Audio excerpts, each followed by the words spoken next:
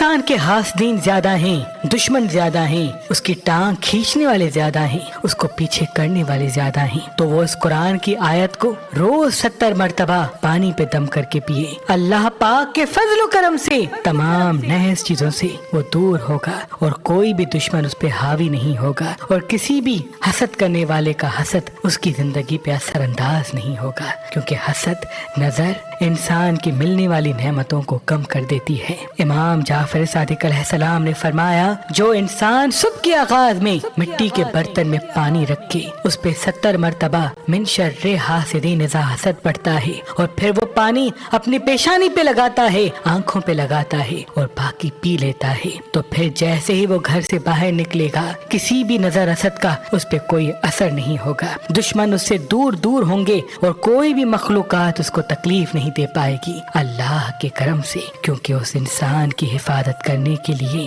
اللہ جنت سے فرشتوں کو بھیجے گا، اور جہاں جہاں وہ انسان قدم بڑھائے گا فرشتوں کو اپنا محافظ پائے گا۔